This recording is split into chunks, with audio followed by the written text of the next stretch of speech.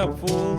Yeah, what up, Foolish Nation? This is Foolosophy podcast with Marcus Crespo. Yeah, and Dan Venti. All right, we're back again. We wrapped our last episode with Superfly, Jimmy Snuka. Yes. We're the moving. messy hotel room. Oh yeah, man. We're chugging along with another. Superfly was more of a well-known, I would say, like household name type of name. Yeah. We're moving on to another episode of someone who should be more well known for several reasons. He's definitely big in the 80s. The territory system that we discussed in prior episodes. He was real big in the Texas territory. That was ran by the Von Erich family. The Von Erich family were huge in Texas. They used to wrestle in the actual football stadiums. And stuff. They were real big, and I heard Jim Cornette say that all their fights were like a light street fight, like they were. I don't know. That's how he described. Like them. they were like kind of stiff. Yeah, like stiff. They'd hit you a little bit. Yeah, and the Texas boys. Yeah, they're ready to go. They're ready to go. I mean, but also that was par for the course in the 80s because everyone thought wrestling was real. Yeah, and so they brought in the person we're talking about today, 80s wrestler. He wrestled. He started wrestling in the late 70s, and he came to prominence in the 80s. And then his star started fading in the 90s. Most people would recognize him probably as a jobber. The wrestler we're talking about is gentleman Chris Adams. Yes. He started before pro wrestling. He did judo, like competitive judo, with his brother, and his brother they did competitive judo. I just found out he was judo. He was a judo world champion. He was on the Olympic team in '76, but he never actually competed. Oh. But his brother actually medaled in '80 and '84. Okay. But yeah, he did 14 years of competitive judo. Oh, so he knew what he was doing, like for real. Yeah, and in a martial arts sense. Yeah, and so in those days, like you went to a wrestling school, and basically they were like they didn't know doing. He didn't have like a great body. He wasn't like super cut. He had like almost like a dad bod, but if the dad maybe started hitting the gym a couple times a week, like this thick chest and the abs that are just like they're just like solid block, but it's stiff. It's a solid block, but it looks like a beer gut. Yeah. Kind of, with a little bit of belly fat at the tip end of it, and usually those guys put their trunks up so like high, like an elderly gorilla. Yeah, so that's the way he was built. He wasn't cut, but he was he brought a different style of wrestling that only can be seen in Japan. The Furioso style. It's similar to the Texas style, but it's like probably more hard hitting. Yeah, more hard hitting, and also there's a level of technicality that's based more in actual martial arts. Oh, okay. In Japan, because like in Japan, pro wrestling, we talked about that with Riki Dozen. Pro wrestling started in Japan after World War II. It built the national pride, and so a lot of the people that were getting involved there served in the military prior, so they were using the military tactics and stuff like that based in actual martial arts. Yeah, and that translated into how the wrestling was. So you had someone who was a legitimate judo champion, and so he pioneered some moves that you see today. One of them being the super kick. Yeah. Which is most famous now for there's a tag team by the name of the Young Bucks, AEW, and probably most famous with the Heartbreak Kid. It's Shawn Michaels. As his finisher. Sexy boy. His super kick was called Sweet Chin Music. Yeah, Sweet Chin Music. Yep. And he would tune up the band. He would do the little kick, and that was just more to let the person know, hey, you get ready to sell my kick to your fucking face. Yeah. But it looked cool. It looked so cool. It did look cool. Gentleman Chris Adams there wasn't a lot of flair to it. It was more of a like sudden impact type of thing, and you just like took the kick, and you most people sold it because who's not going to sell a kick to the face by a legitimate judo world champion? Yeah, you gotta. Yeah, so and then he also pioneered some other moves. Not pioneered, but he brought those type of moves, Japanese-based moves into the Texas market. Moves like he had a pretty nasty what they call enziguri. Enziguri is basically where, like, let's say, like I go to kick you with my left foot, and you hold it, and then I throw my body and kick you in the head with my right foot. Yeah. That's called an enziguri. It's Okay. a common move. Yeah, I've seen him plenty of times now. But you describe it. yeah, it's a common move. Now they got some like enziguris that are done with a little more flair and look pretty cool. Yeah, like a backflip kick or whatever. Yeah, it runs off the ropes and shit like that. But that's pretty much what an enziguri is. But they weren't doing that in Texas at that time. And then this guy comes along, he's doing super kicks and enziguris and all kinds of shit, And he's bringing a different move. I love that he's like the least exotic looking person. He's like a guy from England, super white ass British dude. Yeah, British dude, and he's like doing all this fancy exotic moves. And so Texas, like, what the hell is that boy doing? I don't know. Yeah, and then he initially when he was in that territory, he was sided with the Von Erichs. And of course, that's how they build angles. They do the long-term story booking, where they basically like, let's say me and you, we're podcast partners, but we know down the line there's going to be a turn on somebody, And that's what they did. That's like, so whenever they had a family and they had a friend, just know that friend's going to eventually turn on them. You just don't know when, And it's like, so they'll build up the partnership for like a year in those days, long-term, and then like. Next thing you know, there's a big turn. Like it was like with we were talking about Bruno Sammartino. Yeah. And like with his understudy, his buddy was Larry Zbyszko, and when Larry Zbyszko turned on Bruno Sammartino, he received legitimate death threats. Oh, and that happened in those days. That was the same thing with they took it so they knew because they thought it was real. Yeah, and so like when he turned on the Von Erichs. It's real to me, damn it. Yeah, there's like people that they had to hire like state troopers and shit. Wow. Yeah, because people were like legitimately want to hurt him because the Von Erichs were like gods in those days, yeah, man. It so like he was known for like a different style of wrestling that the Texas territory cats hadn't seen at that time. And then another thing was, hold on, let's see if I can pull this up. He won like a bunch of championships in the 80s. It's so weird because the end of his career was so unlike his height of his career. Like in the 80s, he won. I saw a total of 23 different belts, like all like world champion or top champion or something like that. And then what most people would remember him from was his brief stint in the WCW in the 90s where he jobbed to everybody, where he lost to everybody. Oh, okay, yeah. But then another thing, those guys are the best. So there's like they always had shitty names, like really normal names. It was always like The Undertaker versus Bob Stevens. Yeah. And you're like, I wonder who's gonna win this match. Yeah, I don't know, man. I got my money on Bob Stevens. And their outfits were always like just a basic Speedo or like clunky knee pads. The Speedo almost just looked like the regular underwear. Like it looked like they just had it's just like backstage. They're like, you want red or blue? I'll do blue. I'll take the blue. Yeah. We're gonna put you in the middle of the ring. You get no intro. You get no music. Vader's sitting on him. It's so. I think we mentioned this in previous episodes. Comedy club runner for local area, Jackie Knight. Her husband wrestled. He was a jobber. And his name was Cougar J. And I saw him. He was a good. I mean, that's probably sadly one of the better. Yeah, jobber I was gonna names. say that's not bad. Yeah, because normally it would just be like Stephen J. Steve and J. Yeah. Yeah, Steve J. Or Fred Douglason. Randy Mitchell. You're like, oh. They all had mullets. Yeah. They had that thick mullet wrestling hair. It was great for just getting it pulled on. Yeah. While he gets just dragged around the ring.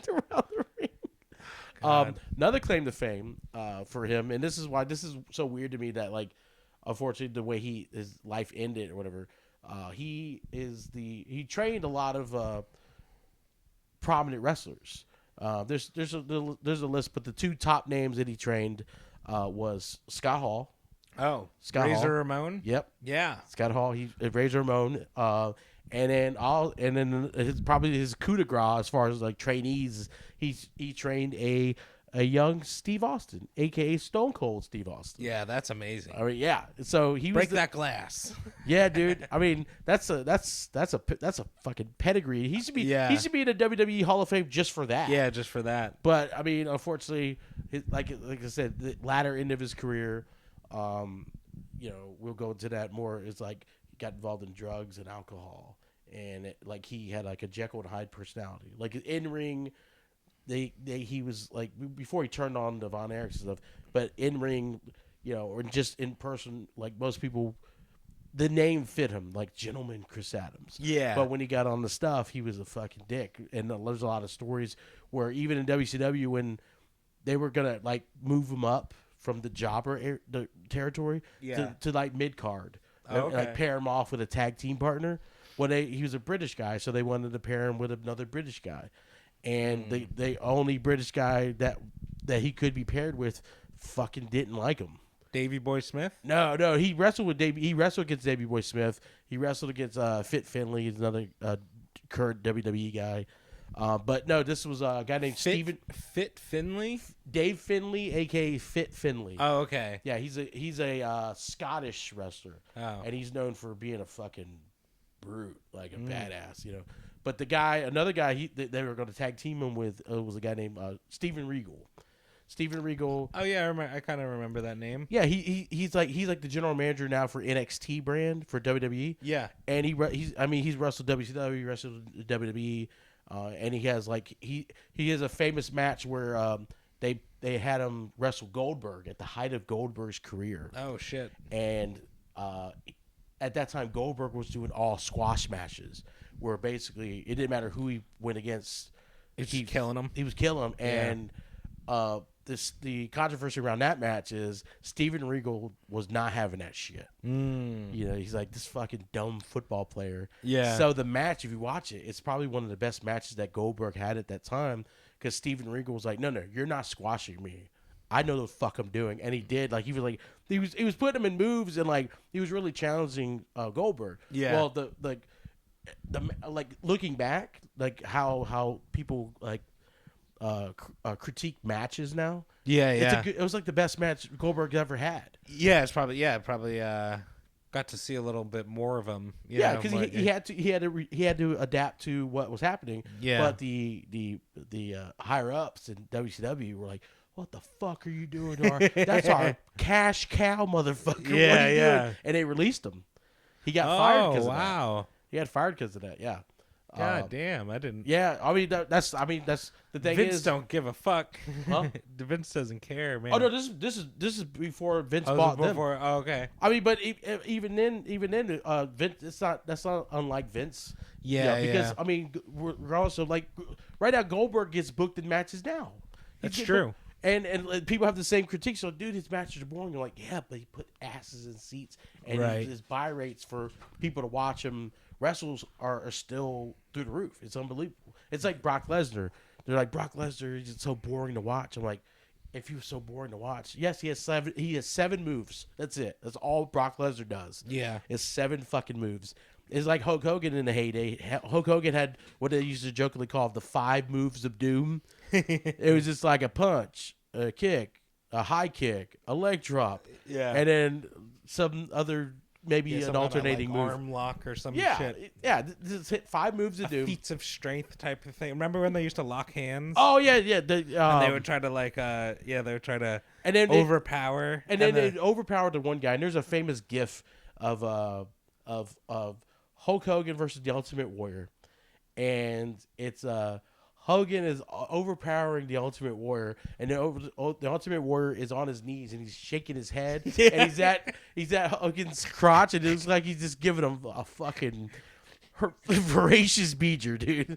I mean, just in the middle of WrestleMania, dude, the Ultimate Warrior was fucking awesome. Yeah. How awesome was the Ultimate Warrior? I mean, like you watch interviews with him. He's stringing together words and sentences about space and time, and nothing makes sense. It's so it's when fucking acid awesome. meets steroids is what happens. Yeah, dude, he used to shake the ropes. It's fucking shaking the ropes. He's great. He was very iconic. My thing now, unfortunately, is I've gotten too old and I've gotten too knowledgeable about the backstage shit with wrestling. Yeah. He was my favorite wrestler as a kid. I dressed like him as We should Halloween. do an episode about him. Oh yeah. Is there any crime or controversy? Yeah. Wasn't there two of them? What? No. Okay. I mean, we can kind of spin this episode because like we the thing about Chris Adams is like his career was underrated. You know? But then his latter years were just a downward spiral of drinking and drugs, and then that led to his downfall. But I think we can veer off a little bit with the Ultimate Warrior. The Ultimate Warrior, he was notorious for being like a backstage diva. Diva? The Ultimate Warrior. Oh, okay. Yeah, like there's a couple. There was a wrestler by the name of Rick Rude, Ravishing Rick Rude. Yeah. Rick Rude legitimately beat Ultimate Warrior's ass. Because the Warrior was he would be too stiff in the ring. He would be too stiff in the ring, and Rick Rude didn't have that shit. Like Rick Rude was like kind of stiff too, but like he knew his place. Like he knew when to pull back and when to, Yeah. Whereas the Ultimate Warrior he did everything 110% as far as like intensity. Yeah. And there's stories with him, with Rick Rude. He pissed off Rick Rude in the ring. They went backstage. Rick Rude beat the shit out of him because he didn't know Rick Rude used to be a legitimate arm wrestling champion. And then there's a story where the Ultimate Warrior pissed off Andre the Giant. Yeah. Where Andre the move was like the Ultimate Warrior was going to run at Andre the Giant, hit him. And then like he had to hit him a couple times to knock him on his ass. Well, he was hitting Andre the Giant like full speed several times. And he was legitimately pissing off Andre. And there's a story where Bobby Heenan was on the side watching it. And every time he got hit, Andre would look at Bobby go like this, and he goes like, so the first night he goes, they wrestled 4 nights that week or whatever. The first night, 100 he was like 75 miles an hour. Second night, 85 miles an hour. Third night, 95 miles an hour. He goes, and then the third night he goes, and then the fourth night, he goes 110 miles an hour, and then Andre just puts his fist out. His big giant Andre the Giant sausage fist. Oh my god, cinder block. Fucking nails him. And he goes, no, they did like 5 nights. And he goes, the 5th night, 35 miles an hour. he learned his lesson. His lesson. Yeah, because I think the spot was he got hit, and then Andre would go back into the ropes and then tie himself in the ropes. That was like his little thing he liked to do. And like, so that was a story. There was a story about Ultimate Warrior basically holding a match hostage because he demanded more money. Oh wow! Yeah, there was like stuff like that, and then the 2 Ultimate Warriors that you're talking about was it the angle in like WCW where they had like another Ultimate Warrior type guy? I thought it was like a Paul McCartney situation where the one Ultimate Warrior died and they subbed another one in. No, I could just be misremembering because I'm like truly like I stopped watching wrestling when I was younger. No, so there's two stories behind that as far as that controversy or whatever. The first one was when he came back. This was after the steroid scandal. Yes, he came back looking different because they all had to stop doing steroids. Oh, so Hogan looked way way leaner. And the Ultimate Warrior looked way leaner. He had a haircut and all this stuff like that. Oh, shit. So that was the first one that a lot of people were like, oh, they replaced him with a different guy. Then the other one was in the mid-'90s. WCW booked a wrestler by the name of Renegade. Renegade, you have to watch videos of this on YouTube. This shit's fucking hilarious. Renegade was oh my god, blatant fucking ripoff of the Ultimate Warrior. Didn't he have like yellow and orange and red? He was like the same thing, but he's just different colors. Yeah, it was basically Bizarro World Ultimate Warrior. Yeah. And to the point where this was WWF. No, this is WCW. WCW. Yeah. Okay. So like mid, like we're talking like 96, 97, 98 time frame. Yeah. And then when that gimmick ended, then it was like 95 to 97. When that gimmick ended, they actually brought Ultimate Warrior, the real Ultimate Warrior in WCW. then he ended up jumping ship and getting signed to WWE for a brief turn, and he started his shit again with his backstage antics and stuff like that. And so, but yeah, the tragedy about that though is the guy that they had play Renegade got booed. Like he's supposed to go over. He's supposed to be like this like face. Yeah. And he was getting booed everywhere he went because people were like, "What? That's this fucking bullshit. You Ultimate Warrior ripoff." And so, sadly, after that gimmick ended, his career never bounced back, and he ended up committing suicide. Oh, yeah, that took a really dark turn. That's why I wanted to talk about it. It's like par for the course. Yeah, par for the course. I mean, even with the Ultimate Warrior, God, wrestling is so dark. Oh yeah, it's great.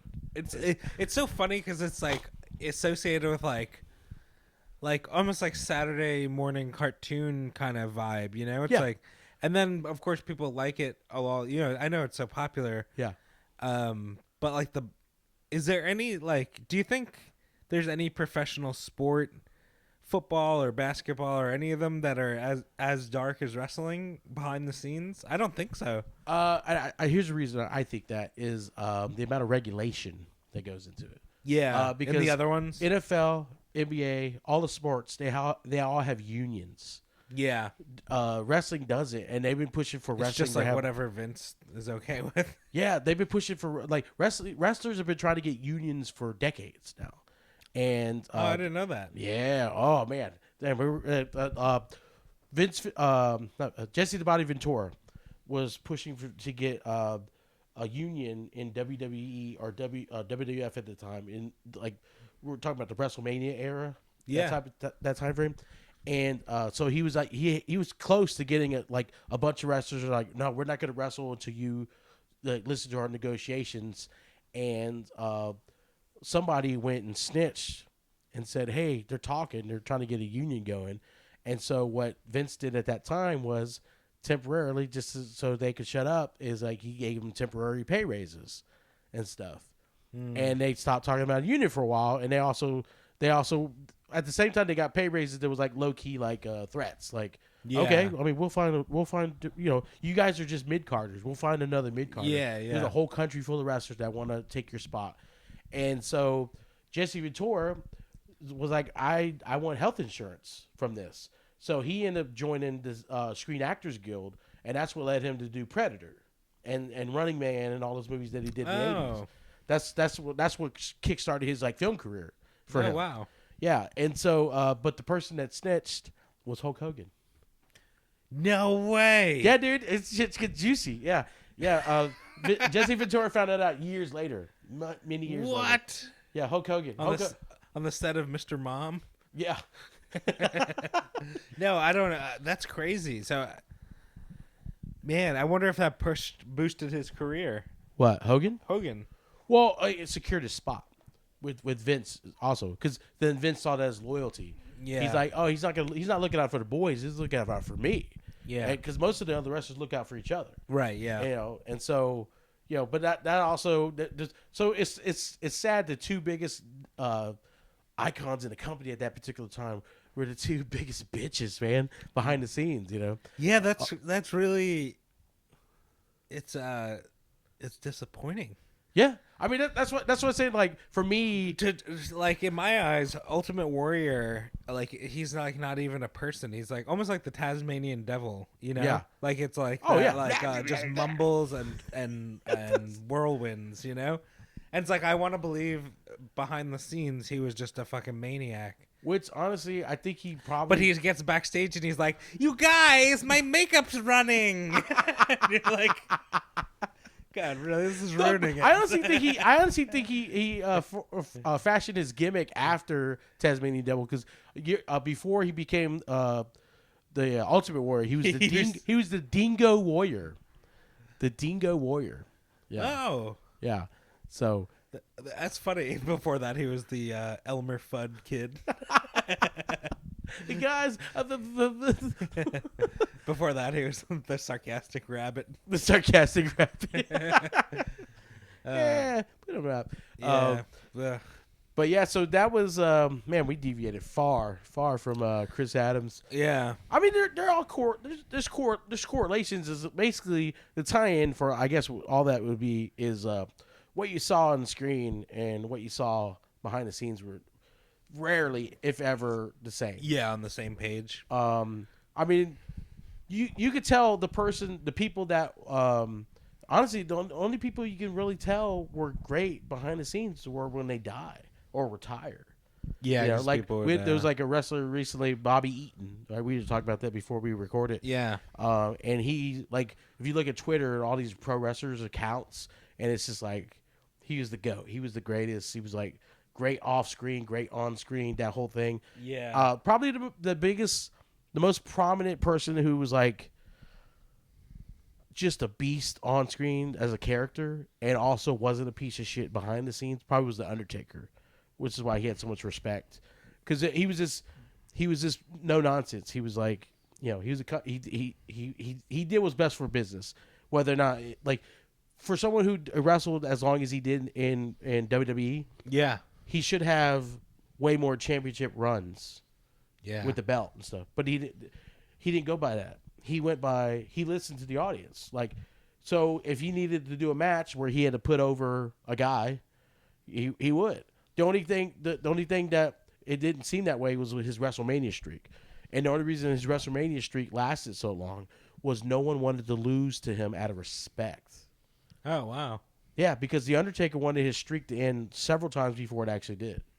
And so, like, but none of the guys, they refused. They're like, no, we'll do a match at SummerSlam and I'll go over then, but we're not ending the streak. The streak stays. And they kept the streak alive out of pure respect to Mark Calloway, the Undertaker, Until Brock Lesnar, and he was like, "I'll do it, guys." Well, he remember he got him a concussion. What does he sound like? Brock Lesnar? Yeah. Brock Lesnar's, for what he is as a person, yeah, he sounds like the biggest bitch ever. He has that too. He's got a soft spoken. It's a Mike Tyson thing. Yeah, yeah. Definitely a Mike Tyson thing. It's so weird when he tries to talk tough and he's like, dude, if you were at 6'3" with like bowling balls as fists, man. Yeah, yeah. I would be like, you're the biggest bitch ever. But I was like, I'm just gonna shut up and listen to your very effeminate voice, because his whole lifestyle is like him trying to be an alpha male. It's like he like. He has a sword on his chest. He has a sword on his chest. He like he has a farm. And no one needs swords nowadays. Yeah, It's Brock Lesnar lives in a world unnecessary. And so this is the thing with gentleman Chris Adams was he was an amazing in-ring person, trained some of the biggest names in pro wrestling, basically pioneered and like revolutionized American wrestling for a British wrestler. But he had that like American dad look, that type of thing. Yeah. And but what killed him was his demons. He's like all of these guys, and so he was an alcoholic. I think he got into like cocaine and stuff like that. And then GHB. What's GHB? What is that? I think that's the ecstasy. I think that's like the date rape drug. Oh shit. GHB. I think that's like roofies. Oh fuck. I think. Yeah. I think that is roofies. I'm pretty sure. What are you doing roofies for? Like that? Because that's what. Like for fun. That's weird. That's probably. I don't know. I've never been roofied. Yeah, but I'd imagine you black out. It probably makes you black out. I wonder if I could be wrong though. I don't know. I wonder if GHB was used for like pain pills at one point. Maybe because his style was like, I'm reading more about his style, and like I said, the enziguri, the super kick, but he used to do backflips on a regular basis. He used to do, and this is the '80s rings. Like I've been in an '80s ring, at the Sausage Castle, and that was the actual framed ring from WrestleMania 3, and it's built different than the modern ones. The modern ones have more give, there's more spring loaded. Yeah, the '80s rings, man, that was just like a steel canvas with some wood, and like it was built different. It was built for sound, for resignation of sound, because they relied on the whole stomping when they punch you, that type of thing. Yeah. But it wasn't built for humans to do what they did. And he would do moves like where he would run and then like jump through the middle rope onto the person outside, it's common now, but it wasn't in those days. Yeah, and Chris Adams was painful. Like 6'2", 230 in the mid 80s. Yeah. And so I wondered if it had to do with anything like a pain relief type thing. Probably. It sounds like it. I mean, if he's doing all that stuff, and he had to be he got jacked up over the years. So then his buddy killed him, his roommate and friend. Yeah. Everything leading up to that is just sketchy because like he had a girlfriend previous to that girlfriend that he was with a girl that both of them overdosed on GHB, and then she died, and he was being brought up for court cases, but literally probably 3 or 4 years prior to that, his previous ex died of a drug overdose. Oh, so he was like balls deep. Oh, that's a weird choice of words, but he was balls deep in the 8 balls deep. 8 balls deep. Yeah, hell yeah, dude. 8 balls deep in the world of drugs. Yeah. But yeah, I mean, to the point where he went from like world champion to having a fucking roommate named Boo Ray. He went from and then not only just a roommate, he was a roommate with the dude in his mom's house. Yeah, because that was the start of the argument from what you were hearing, right? Yeah, they were watching a movie like a Western or a porn or something, and a Western porn. The guy's like, "We live with my mom, and we got to keep it down. You got to close the door. She's sleeping in that room over there," and apparently, Adams didn't like that, and he said that's where the argument ensued. So they're watching a movie, hanging out, I guess drinking, because it sounds like he was mean when he was drinking. Yeah. And then he started pushing his friend, and then he broke a banister off the bed. So picture like a bed frame, but like the 4 posts. Yeah. He just broke a big chunk of wood off one of them and started hitting his friend. And the guy, you can watch on YouTube, he'll retell it, and he was like, he was hitting me in the hand, and my knuckles exploded, my hand turned black. But knuckles exploded? Dude, everything in you, when this guy is telling the story, you're just like, this guy is lying. But then they start pulling up photos from the crime scene. Yeah. And what he's describing matches up with the physical evidence. Yeah. Like, perfectly. So you're like, everything he's saying is very plausible. You see the wood, you see the broken window. Okay, I know what you're talking about. But so they're struggling in the room, and they end up on the bed. And the guy, Bew or whatever his name, what's his name? Boo Ray. Boo Ray. Yeah. Boo Ray is on his back on the bed, and Chris is on top of him, and he said he had like an enraged look in his eyes. He said his eyes were like he's possessed, right? Possessed, like glowing with rage. And he said he was 3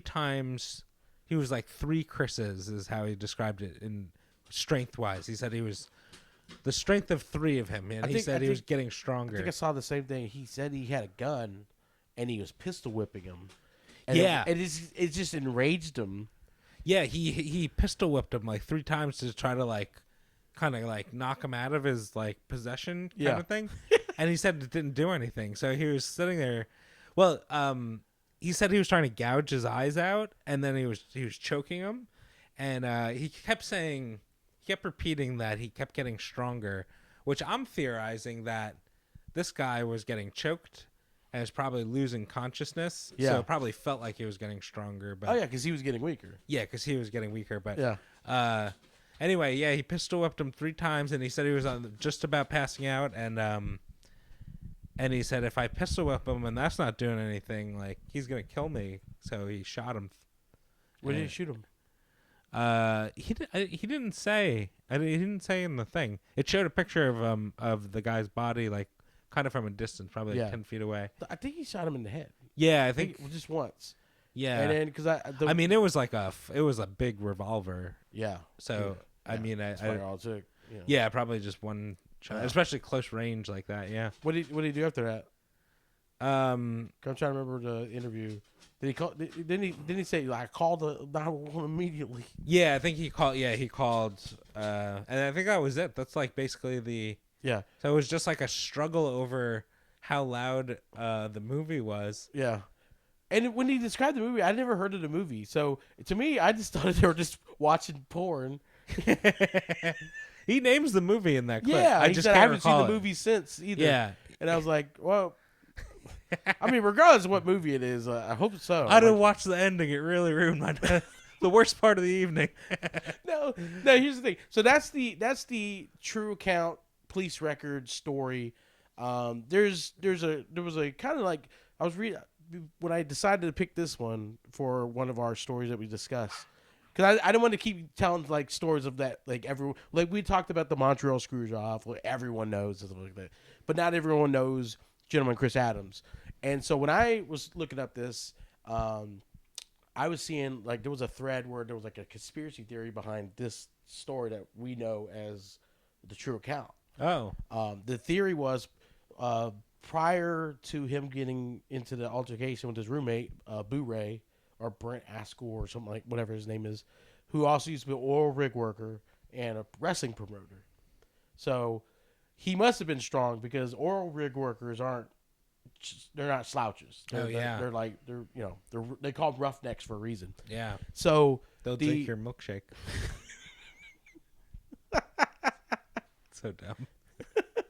So what was happening prior to him getting shot was he was still pending court cases for accidental manslaughter charges for his girlfriend when they both overdosed on GHB. Chris Adams came to, but 10 hours later his girlfriend died. Oh yeah. And so there was speculation that there was an altercation that had nothing to do with a movie, had everything to do with a court case, and they basically had Boo Ray confront Chris Adams, and then it getting into an altercation, and then Boo Ray shooting him out of self-defense. Wink, wink, nudge, nudge. Gotcha. And so there's speculation of that. Like basically, it was like a hit, but they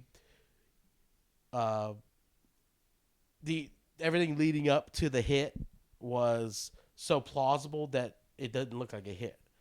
Oh. Especially, I mean, if you saw any interview, you saw the interview with Boo Ray. When you have someone like that talking about him just acting in defense, he doesn't sound like a mastermind. You know what I mean? No, certainly so it's like not. the perfect crime. It's like we're going over here and I fell on the bed. He beat me, man. He actually like, lays on his back, like it's so awkward. He looks like a turtle on his back because he's like, we're laying here on his back, and he's got his legs up in the air. So there was I looked for that thread again and I couldn't find it. It's probably on Reddit somewhere, but like some weird deep dive Reddit thread or whatever. Yeah. But it was speculative that possibly either a drug dealer, because his girlfriend I think was also involved with other people for drugs, like sexually and stuff like that, and so that one of the people that was kind of attached to his girlfriend or whatever was upset at Chris Adams for, essentially causing her death, because he was taking the amount for him and he was providing her the amount also for him, and her body just couldn't take it, that type of thing. So that was the thing I was reading. It was like some weird conspiracy theory-esque type of thing. I'm like, that's pretty juicy. Yeah. And then everything you described about the altercation leads me to believe there was another conspiracy theory, and I just came up with this, and that is a third Ultimate Warrior. Huh? A third Ultimate Warrior. Yeah, go ahead. The third Ultimate Warrior was Beyblade, and he just spun around in circles like the actual Tasmanian devil. Yeah. No, the third conspiracy theory, and I just came up with this right now, is there was no struggle. They were just fucking. Yeah, it could have been Yeah, some risky sex play. And then was it a gentleman? He's a gentleman. Yeah. He made Boo-Ray come, and he's like, I can't come, I'm gay now. And then he's like, you gotta die. And so that's my third. We always got to put something in the episode. Yeah. That's great. People, what the fuck, man? Yeah. I wanted to hear juicy. That's juicy. Juicy is the sex they have. Super juicy. Yeah, you heard it here first. Yeah, of course he made him come. He was gentleman. Chris Adams. The gentleman always makes his lover come. Yeah. First you, then me. Yeah. Hell yeah. But yeah. So that the actual conspiracy theory is potentially like a drug fueled revenge plot. That's interesting. Yeah, it's a lot of this. The Stucco one was like that too. It was a cover up. The cover up for Stucco was probably the reason why WrestleMania was successful. The first one. Yeah, man. I love how dark. It's a dark sport. Yeah. Makes you. I like want to go back and watch matches every once in a while just to see some of these dudes. You think about the story, like what happened to them. It's nuts. I mean, it makes sense though. Like people like comedians and entertainers are all full of mental illness. Yeah, and it's like, well, duh, we perform in front of strangers and tell stories about our lives and hope you like us. I know, yeah. So of course there's going to be some sketchiness in the world of pro wrestling because these people can't even pretend to be real. Like a stand up, I could be like, I'm Marcus Crespo or whatever. Yeah. Like they have to be like, I'm Tom Hooligan, whatever. They have to be a character. Yeah, like an actual character. And whatever character Vince tells them, Yeah, and a lot of times it's not even a good one, Or you have someone. You ever see Draws? Yes. I forget what documentary it was, but it was on Beyond the Mat. Okay. He's gonna puke. He's gonna puke. That meeting where he's like telling him what his character is gonna be, and it's puke. He's like, your character. It's like such a build up, and that you can tell it's like a dream come true for this guy. Yeah, Draws. Yeah, and then he's like, your character's gonna puke, and he's like, wait, what? He's like, go ahead and puke, and he's like, I'm just gonna be a guy who pukes. Puke. You're like, it's so funny. It's such a funny. It's like you really have no control over that, and they work their whole lives to get to that point, and then they're at the mercy. I mean, but some dumb gimmick. But that totally ties into this episode because just the career trajectory of this guy started his life as a legit judo world fucking champion. Yeah. Gets into wrestling, becomes a megastar in the Texas region. Then when Vince and the other corporate wrestling organizations buy out all the territories, he gets sucked into a territory, not Vince's at the time, but he gets sucked into WCW. He becomes a jobber. And then I said in here that he briefly wrestled for WWE through like a feeder system, and he was like the light heavyweight champion. But I wasn't even aware of that. So that shows you how much they gave a shit about that belt. Yeah. So wow. So you got someone who was like at the top of his game in the 80s, was at the top of his game, pioneered all this shit. Then the 90s come along, and he becomes a jobber, and he's like, he's just like a second. He's like a fart, just like fart in the wind. Yeah, just an afterthought. Like boom, and then he gets into drugs and alcohol, and then next thing you know, he makes love to a redneck, and then that guy kills him. That guy shoots him. Yeah. My mom don't want to eat. She don't need to. She's a God-fearing woman. She don't need to hear those noises. Shut the door, lover. That makes more sense now. It does, yeah. Shut the door. I can't quit you. Bang. That's why he was getting choked. It wasn't because of an altercation. It was just trying to climaxing. Trying to make him come harder. Yeah. All right. We can't top that. Yeah, this feels like the two Mexican luchador episodes. Yeah. This took a deep dive into Sillyville. Top ourselves. Silliness, foolishness. Stop your foolishness. No, that's what we do. That's what we do. All right. Well, it's cool to be foolish. Yeah, man. And that was our episode on Gentleman Chris Adams. Quite a gentleman. Yeah. And the next one will be on D.T. Porter. Yeah. And I don't know who I'm that very is. sure that you've never heard of him. Not at all. I barely heard of him, and I'm a huge wrestling fan. And I know nobody in the Foolish Nation has heard of him, but we're going to dig into D.T. Porter's brief career and unfortunate tragedy. Well, not really involving him, but his girlfriend. Because D.T. Porter was a savage. But, All right. Well, until next time. Yeah. Stay foolish. Hell yeah.